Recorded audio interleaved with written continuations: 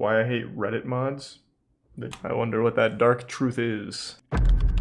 Reddit moderators are destroying the entire internet. In fact, Reddit moderators might just be the worst thing to have ever happened in internet history. And by the end of this video, I promise you that you'll agree with me.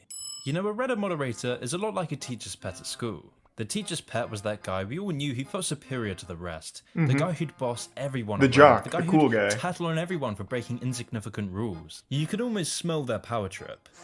But what if this guy could boss around millions in the most petty ways imaginable, and deeply troubled people look to exert power in any way He must have got banned from a popular subreddit. You only had one cake day. Though to be fair, Reddit mods can be fucking awful. Who's the main guy? Is it Gallowboob? Gallowboob tried to make a career out of being Reddit's #1 shit poster.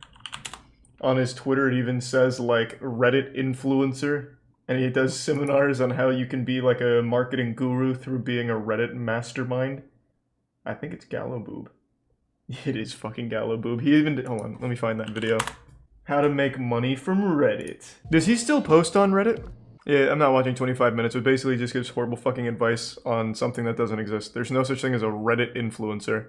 It's like the only social media site where the more you use it, the less powerful you become and the less you can do with it. On everywhere else, if you get popular on it, you can at least make a career out of it, even Twitter. But Reddit is the only place where the more popular you get, the less options you have to make it a career.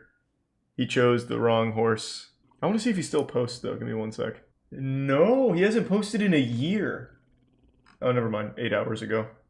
They're the same types of people who become abusive police officers, but instead of policing crime, Reddit mods policed language. In 2020, Reddit mods policed language so badly that they ended up deleting 6% of all Reddit posts, and this is because 6 power-hungry mods are now in control of 92 of the top 500 subreddits. So then the real question is, who are these anonymous moderators policing the internet? Why would anyone moderate thousands of subreddits and millions of posts for free? And most important of all, how did 92 of the top 500 subreddits fall into the hands of 6 power-hungry mods? Well, this is the real story of the rise and fall of Reddit. Oh, it's the Illuminati? I fucking knew it. Probably all ties back to r/gaming. Worst fucking subreddit in the ever. dorm room. Co-founder of Reddit, Steve Huffman, otherwise known as Spez, in order to monetize this passion, they would come up with their first idea for a startup, My Mobile Menu. And one of the ideas I had was for ordering food from your cell phone. I had told Alexis this idea once. He's like, we should totally build that.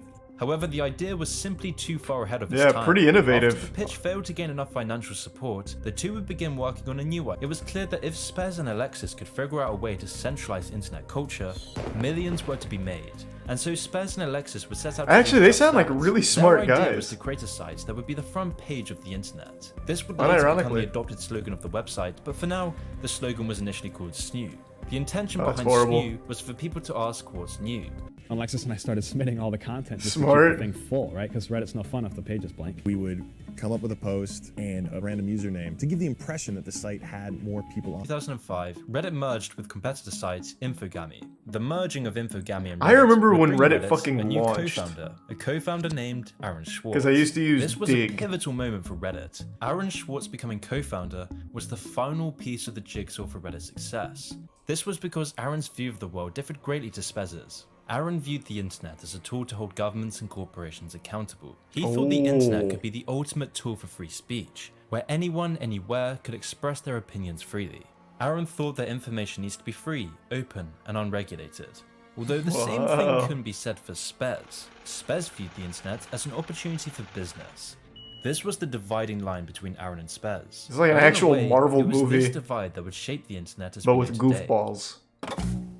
Now Reddit is only for geniuses. 2005 was a revolutionary year. Facebook had just been released, YouTube was brand new, and Reddit was being spammed with Spez's link. Aaron Schwartz wanted to steer the internet into being an electronic libertarian utopia, a world free from government regulation and corporate corruption. He wanted the internet to be a land of pure democracy, where each and every person had an equal say in the world, where real world leaders would be scrutinized in real time, where elites would be forced into open transparency. Jesus, this guy actually thought he was a superhero. An opportunity for ordinary people Good who for weren't him. part of the power structure to take back power to themselves. And Aaron saw Reddit as a beacon of these principles, a hub for ordinary free thinkers.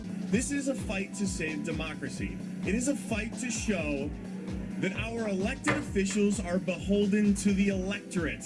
not to lobbyists. Woohoo! This was a period where a large proportion of tech giants actively defended the principles of free speech.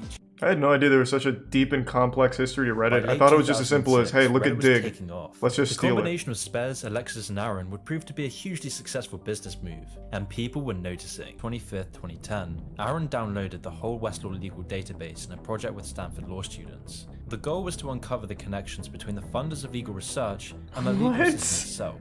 What Aaron found was incredibly disturbing. Aaron discovered that law professors in Stanford were receiving lobbying money from companies like ExxonMobil during oil spills, as this served as an effective route to bail themselves out of legal troubles. Aaron never released the documents, but it was reported that Aaron was going to analyze the data for evidence of corporate funding of climate change research that led to biased results. Following these actions, the FBI would begin to track Aaron's activity. Jesus Unaware he was Christ, being he's like investigated, Jason Bourne, Aaron continued but with campaigning nerdy for free shit. speech and political transparency.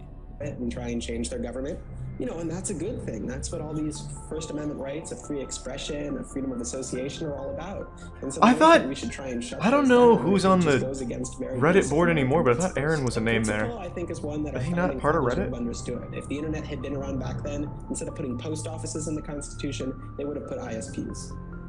Well, it's definitely interesting to see.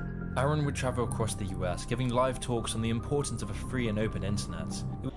And I realized that day, talking to Peter, that I couldn't let that happen.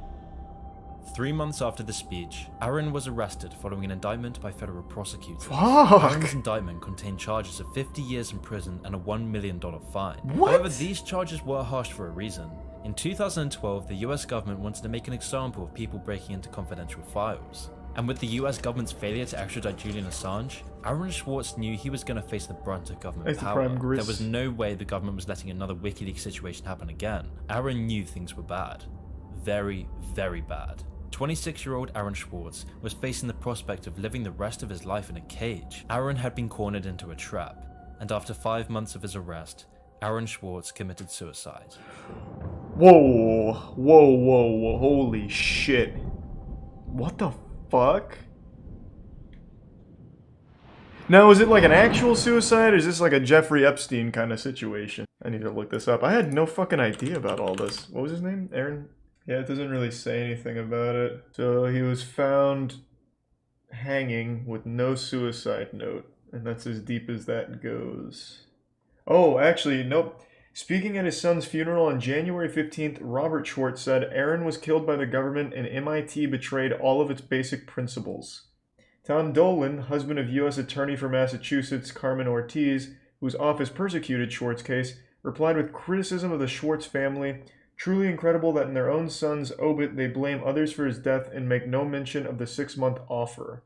This comment triggered some criticism, with Charles Pierce replying, "The glibness..." Can we use normal fucking words? Fucking Jesus, glibness. The glibness with which her husband and her defenders toss off a mere 6 months in federal prison, low security or not, is a further indication that something is seriously out of whack with the way our prosecutors think these days. So it seems like there is at least some people. I've never heard glibness in my life, and I know a lot of goofy words. I've never heard glibness. So it seems like there is at least some people that believe it was not an actual suicide. Reddit was undergoing huge development. Reddit had tripled its page views, and in 2011, Reddit had gained 1 billion page views a month. Then in January 2012, Whoa. Reddit doubled its Jesus page views Christ. again, gaining 2 billion views a month. Reddit took a turn for the worst. A turn that would make Reddit the model for the internet censorship we see today. Because before 2014, Reddit was getting a lot of scrutiny in the media. At the Oh, start, I this remember was the mainly about jailbait jailbait controversy. subreddit, a subreddit which featured inappropriate and illegal photos of young girls. Alexis also claimed that Reddit is defined by, quote, straight white men. The Atlantic and other magazines picked up on this, adding to the belief that Reddit was a place for sexist and straight white men. This scared Reddit stockholders and advertisers alike. Whoa, which is why Reddit what would the suddenly fuck? undergo a radical change. Whoa, this The is first very steps towards interesting. Reddit's change would come with Ellen Powell's appointment as CEO of Reddit. In the lead up to Powell being CEO, Powell had gained notoriety in Silicon Valley, most famously for her Exit gender Brian Clayton, discrimination resub lawsuit, Pokey. where she sued the venture capital firm Kleiner And Perkins Mim. for what she perceived to be sexist business practices. And whilst the lawsuit was unsuccessful, the media rallied behind her as a feminist saint. She was the perfect shield for Reddit. so Reddit employed her as CEO of the company in 2014. This was the moment Reddit changed for the worst. Alan Powell's rise to CEO created a new era of Reddit, an era Aaron Swartz had spent his life warning against, an era defined by power mods, censorship and propaganda. And it all began with Ellen Powell's announcement that Reddit was no longer a platform for free speech. The announcement came after numerous subreddits were banned by Reddit, but this time it wasn't for legal reasons, it was to escape the bad reputation Reddit was gaining. And when I talk about Reddit's moderator guidelines, this is what I mean. So basically, for Ellen Power to increase Reddit's censorship, Reddit would need power mods to handle the dirty work. And so in October 2014, the first major power mod was born. Gallo A Boob. mod known as Gallo Boob. Yeah, I fucking called it, yes! Boob Yes! is the digital representation of Reddit's new era. Gallo Boob is a mod with over 36 million karma. He's termed a power mod for his vast control of the top subreddits, controlling huge subreddits like r oddly satisfying, r relationship advice, and r roast me. He's a power mod notorious for blocking comments critical of him. And not only comments, it got so bad that a subreddit calling out Gallo Boob's power-hungry censorship was also banned from Reddit. This was the new era of Reddit. But again, Now in it's 2014, Gallo this Boob's was just site. the tip of the iceberg.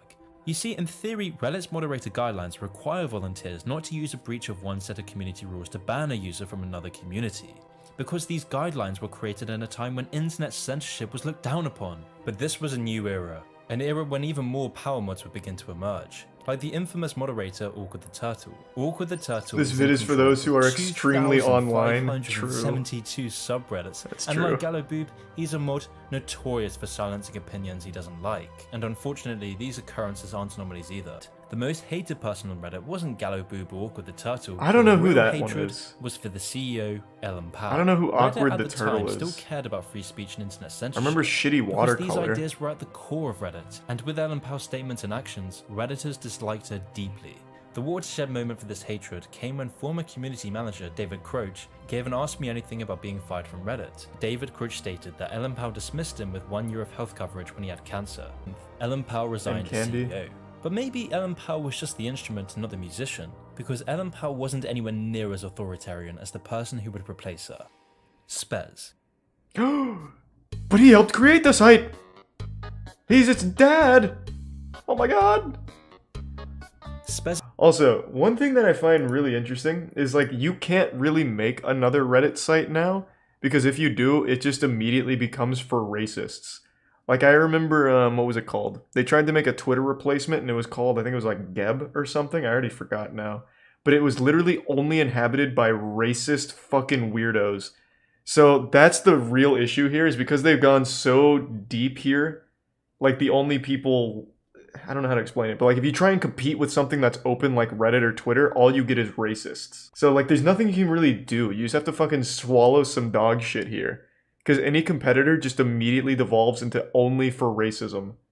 It's wild. Yik Yak is another good example. I remember that got really bad. Gab, that's what it was. Yeah, Gab. There was a Reddit replacement that I'm blanking on. VidMe trying to compete with YouTube went into nothing but videos of suicide and racism. Yeah, it's unlucky. Because you like now, like you can't compete because then only racists use your site. Like there's like no winning. Like there's nothing you can really do. Spez's reign as CEO brought about the most change to Reddit, and as you could guess, this change wasn't good. Far from it. This quickly became obvious when Spez decided to scrub Aaron Swartz's legacy on Reddit. Spez removed Aaron's position on Reddit's co-founder page and began scrubbing posts heralding Aaron Swartz's legacy. This was a move that would define Reddit's new position on free speech, alter and change comments he didn't like to distort posts in the R. Donald subreddit. Of course, those in the Donald subreddit didn't take too kindly to the move, so the Donald called out Spez's direct censorship and manipulation of speech, and even created a subreddit dedicated to criticizing Spez. But to Spez, this was outrageous. How dare users enact their revenge? And so once again, Spez used his position as CEO to modify comments attacking him, changing these comments to instead criticize R. Donald mods rather than himself. But Spez couldn't do all of this on his own, and this is where Reddit moderators would become notorious for their Mickey Mouse levels of censorship. But then you may be asking, how did these mods gain so much power? Why was Aaron Swartz scrubbed from Reddit history? Why did Spez actively work to stifle the free speech of Reddit users? I mentioned earlier that these Reddit mods are like teachers' pets, with their only compensation being power. But this isn't the full story. And it's a lot of power. In order to run hundreds and thousands of subreddits, it takes a ridiculous amount of time that just isn't available to you if you're working or being a normal human being in society. Unless you're being paid for this time. I remember for this. example, has been caught I several remember this. times taking money from companies to shill their products on Reddit. One of these cases was with Gallowboob advertising for Netflix on the subreddit Hail Corporate. When people on the subreddit began to call him out on it, he would remove every single critical comment. The Gallowboobs of Reddit are like the Cambridge Analytica for corporations. These mods have influence over millions and unrivaled power on the website. The trade-off being they do the dirty work for Reddit admins, and in return, Reddit turns a blind eye to their profiteering from advertising products. And this wasn't the only thing Reddit turned a blind eye to. I mentioned in my last video on Reddit that Reddit was being manipulated by big finance. I detailed in the video how corporations use Reddit as a tool for propaganda. Redditors brought up the fact that Hillary Clinton received more money from the arms and weapons industry than any other candidate in history. These posts would be downvoted into oblivion. That's why you What does see that have to posts do with the criticizing Reddit Black Lives mod, Matter though? being banned, whereas pro-Black Lives Matter posts gain thousands of karma. It's why showing just some of the damage done by Black Lives Matter to ordinary people is removed. It's why just upvoting some posts on the site will this get you seems like a banished from reach. Reddit. It's why Reddit turns a blind eye to moderator abuse to keep the Reddit status quo in check. It's all to keep corporations and political interest groups happy. But nothing could define Reddit's era Well, of censorship any better. this really took a turn. It's also equally possible that the people on Reddit lean one way politically more so than the other. So those posts just get upvoted naturally more, while the others get downvoted by people. That took a real big turn there. I don't think that has anything to do with the Reddit mods manipulating anything, unless the posts were removed, which he's not saying they were. Also They're has in investments everything. game They're studios everywhere. like Ubisoft, Activision, and a 40% share in Epic Games. And Riot in Games. 2019, Tencent invested $150 million into Reddit. And they work with Chinese authorities to give them access to user data. Amnesty International did a report back in 2016 on tech companies protecting users against threats to privacy and freedom of expression. The results? Not so good for Tencent. No. Chinese firm Tencent came bottom, the report reads, scoring 0 out of 100, ranked as the company That's surprising. taking least Oh my action God. on messaging privacy and the least transparent. Pictures reminding people of the persecution of Uyghur Muslims would be scrubbed from mainstream subreddits, and of course, the famous pictures remembering the atrocities of Tiananmen Square are banned without any justification. Which is why on Reddit, anti-Western posts and comments are allowed, but criticizing Xi Jinping and the CCP? That's What? unacceptable. Or even criticizing LeBron James's sellout to China gets your posts removed from Reddit. It's very clear that Reddit has irreversibly changed. Long gone are the days of Reddit being a pioneer. Has he even been on Reddit? What? Almost every single week there's a new thing on the front page of Reddit about some fucked up shit going on with China or something. Like the banning video games one. Like if you just type in China, it's nothing but people critical of decisions being made over there. Like just an immediate search of China. It's almost nothing but negativity. Like I don't know what this guy's talking about. Like everything up until like this point, he was speaking like some actual facts, going over like the history of what went on and what was happening, and now it's just like these weird, like, wrong statements. Like it's a huge reach. I don't get it. It used to be like that 2 years ago. Maybe it was, but I mean, this video was in 2021. Like it's brand new, and it's not like that at all now. Like I remembered, what was the? Oh god. Like when the Winnie the Pooh thing was big, that was all over Reddit. And unless those posts are deleted now, I don't see what he's talking about. He hasn't used it in 2 years, probably. I guess maybe. I can't speak to exactly how it was 2 years ago, but now it's not like anything criticizing China gets banned. It gets right to the front page. Like the hot thing to do on Reddit now is to criticize China. Damn. What a shame. This was like a really well done video, right up until like the 20-minute mark. He's received checks from the Chinese government totaling hundreds of thousands of dollars. Social media companies have learned from Reddit. Reddit has shown that the backlash to censorship is only minor once you have a group of power-hungry moderators controlling the flow of information. Oh, Because people in beg for 2019, censorship now for some a $3 places, million especially on funding Twitter. round led by Tencent, and in 2021, Reddit's valuation is now at $6 billion. But the worst part of all is that Reddit moderators could have stopped this. They were the only people who had the power to do this. They could have shown that social media companies can't get away with the erosion of free speech.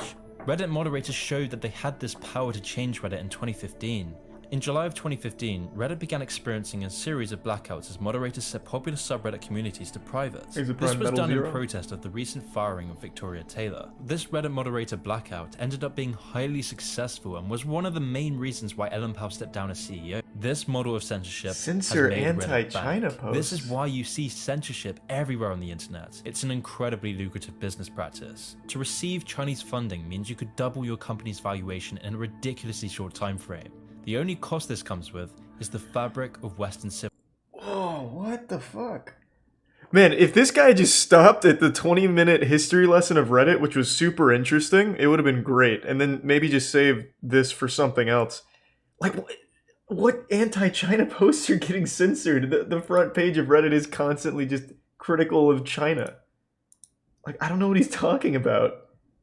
Like, Reddit is probably one of the most anti-China places I can think of off the top of my head. It's talking about Aaron, which makes sense, because, like, the first 20 minutes were great. I was super drawn in. It's not fair to love part of it, and then when it gets controversial, just to discredit that part. It's not controversial, it's just blatantly wrong. Like, 20 minutes were spent going over actual facts, like the history of Reddit, who formed it, Aaron, what happened with Aaron, and that was super interesting. And now it's like this weird reach about how Reddit is all sucking China's cock, but the entire front page of Reddit is always anti-China posts. I hate Reddit as much as the next guy, and I was super down to see, like, more things to not like about Reddit, but, like, this is just, like, wrong. Again, I'll just, again, do another search on Reddit for China, and it is nothing but negative posts about China with thousands upon thousands of updates. It is not, like, censoring China posts that I've seen. Like, this is just an immediate search of China from just I haven't touched anything, and it is nothing but critical of China. It has nothing to do with being controversial. It's just wrong. You don't know what isn't there, though? Yeah, but he's saying that he takes down, the Reddit mods take down any post critical of China. And if that's true, they're doing a horrible job, because this is all from the last week, it seems. It's just news. Right, bad news about China. I need to make sure that there's nothing bad that comes up. I feel like I'd get banned on Twitch if there's something not good here. Let's see. That's what he's talking about, right? Another thing he mentioned was Tiananmen Square. Let me see. And scrolling down, there's a couple pictures of it, but I'm not going to take a risk on Twitch. Reddit still fucking sucks, but I don't understand what point he's making by just presenting something that you can immediately disprove by just typing it in on Reddit.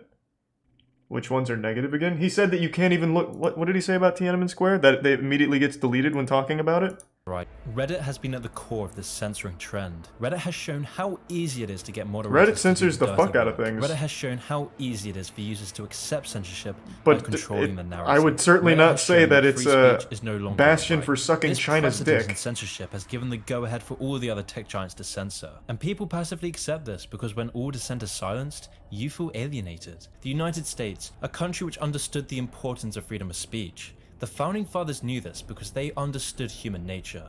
They understand what had happened in the past when free speech was stifled. This is starting to sound like a manifesto. But now we see the people who are willing to give all of that up for power and greed. Discussion unconfined to conventional expectations. It could have opened the door for so many others who didn't fit inside the mold of mainstream culture. Jesus Instead, Christ! Reddit turned its back on this potential, simply because Reddit let go of its founding core free speech. Information. The cogs behind Reddit censorship needs to be called out. In the words of Aaron Swartz, when people put their thumbs on the scale and try to say what you can and can't say, we should fight back. Yeah, that took a real wild turn at the end there. Well, it was cool for a little bit though. I at least wanted to finish it to see where it went. Facebook is the bastion for all kinds of dumb, stupid fucking beliefs. That's where like everything spawns from. Facebook is like the ideal place if you're like a weird conspiracy theorist. This guy just doesn't like China. Yeah, I mean it seems like it, but I don't understand why he thinks Reddit is pro-China. Like it's not. Like if he just went on there like any day of the week, he would see multiple top front page posts about something that Reddit didn't like that China did. So I don't really understand where it's even coming from. And he said that you can't find the Tiananmen Square anywhere on there, but like just a single search and you have tons and tons of posts talking about it and remembering it and going over the history of it. And then all the Hong Kong protests, that was always on the front page of Reddit. So I just don't know what he's fucking talking about. Hong Kong protests were literally dominating the front page of Reddit for a long, long, long time, and it wasn't even close. So I feel like he's just very, very off, or he hasn't been on Reddit in a really long time. A lot are removed, but usually only when the same exact thing gets posted a million times at once. I could believe that. I see that shit in the comments all the fucking time. There's like one, like, sometimes there'll be people whining in my comments that I deleted something they said, when I've never deleted a comment in my fucking life. It's because I kept spamming it and then it auto-detected and deleted their comment, because they're dumb. I mean, maybe that happens on Reddit, I don't know. I don't like Reddit, I don't use Reddit very much. But, even I know that that was just super wrong. Because when I do go on there, the front page is literally everything he said it's not. Well, in regards to China. There's obviously a lot of censorship on Reddit in general, though. Leaving my collection? You're not a centrist? I don't care. You can put whatever label you want on me. I don't give a fuck about politics. I don't care about it. It's a boring topic. I can't influence it. I don't want any part of it. Fuck that. I'll just look at some vacuums. He seems like he's just got a cool collection of vacuums. We've seen a few vacuum collectors. There's a pretty popular one. I'm sure he's got a couple Dyson models in there. Godfathers of Beyblade? It's the old men that play Beyblade. They have like their own underground old man circuit. Nope, this is not it. No, this is definitely the same video. Just a different title. And he has a rival, right? Yeah, we've seen this. It's pretty fucking cool. God, he's so fucking cool. I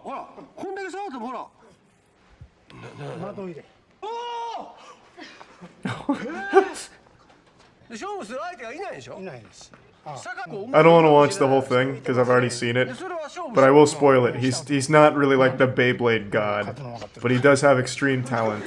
God, it's so fucking cute. Yeah, I haven't seen that in a while. The 2012 Beyblade World Championship. I remember we tried watching that. It wasn't as much fun as I thought it would be. The Art of Ruining a DVD Collection. The Simpsons. It's the original Season 6 DVD release of The Simpsons. Surrounded by the other season's cardboard boxes, this plastic case sticks out like a sore thumb. This packaging sucks. Maybe it's time that 20th Century Fox entered the 21st century. I think it looks cool. I found something I wasn't supposed to. From corporations being extremely passive-aggressive to accidentally leaking customers' personal information. Whoa. Welcome to The Simpsons would get frequent VHS home releases throughout its first decade of existence. There were dozens of these things, but each tape wouldn't have more than I had a couple seasons of Simpsons on VHS, even though I never really liked the show that much. There were box sets that included multiple tapes, it was okay. But you get the gist. It just wasn't all that convenient to watch The Simpsons on your own time. That would change with the switch to DVD in September. In fact, the first time I ever pirated something was the Simpsons movie. Would release the complete I torrented season it. Of The Simpsons on DVD. It was my first time. Meanwhile, networks were getting ready to premiere season 13, dethroned only by Chappelle's Show 3 years later. And great man, show. did these Simpsons DVDs earn their great sales. It's now July 2005, and there's an announcement of a season 6 DVD release. That's big. Let's go. Oh, I wonder what color they'll choose for the box. The outer shell was made of a flimsy plastic, comparable to a 7-Eleven soda cup. Not bad. To test, I need a piece of Scotch tape to keep the case shut. The Simpsons Season 6 Alternative Packaging Program. The program stopped around April 2011, and Fox. It doesn't seem like that big of an issue. Just a shitty case. Japanese. You're greeted with "Welcome Complainers." Click the button to receive a very derivative, old style, nothing new, just like before box. And one of the requirements for the cardboard box is a dislike for storing digital media inside a hollowed-out human head. How do they leak everyone's info? This seems pretty airtight. But some dialogue on the website did not sit well with paying customers vocalizing their valid feedback why you want to receive a box. The reasons are, quote, anal retentive, lonely, will sell new box to collector nerds for huge profit, just like free stuff, and big baby. I'd probably have gone with anal retentive. This seems pretty playful. I don't know what the big deal is. Like this image of Homer in the corner being named Homie, just like Marge's nickname for Thanks him. for 5 gift subs, Sporky. But then I found something I really wasn't supposed to. We're talking web security 101 stuff. I found the full names and addresses of people who requested the cardboard box. Yeah. I reported my findings to the necessary That's fucking awesome. Didn't this happen to a bank? I think it was a bank, right? Some search engines and archivers no, not a bank. Preserve the contents of that folder. Hold on. There was some big service that had a massive leak, And it was because they stored everyone's personal info on the website itself. What was it? It was Bethesda? That doesn't sound right. I think it was something much bigger. But maybe I'm misremembering, because it definitely sounds like something Bethesda would do. I'll just take your word for it. It must have been Bethesda that I'm thinking of. Pretty huge oversight. Ashley Madison, was that the one? Ashley Madison's where you cheat on your wife, right? Oh no, they actually got hacked. No, it must have been Bethesda then. That's pretty cute. Not nearly as dubious as I thought it would be. I thought it was going to be something like truly game-changing, but that is a massive oversight. The decline of CC's Pizza? What happened? I'm going to take a piss real quick before I watch this. I can describe CC's pretty well by simply saying macaroni and cheese pizza. It's cheap, it's unhealthy, it's creative. You may regret eating it later, but you're still gonna eat it. That's how I look at CC's. For $5.99, you can eat all the pizza you want. They have all the traditional flavors, but then they also have buffalo chicken, barbecue. 15 years ago, they were the 5th largest pizza chain in the country, and today they're hanging around number 10. 2009 was their peak. I never really liked CC's Pizza. That has since dropped. The macaroni pizza sounds cool.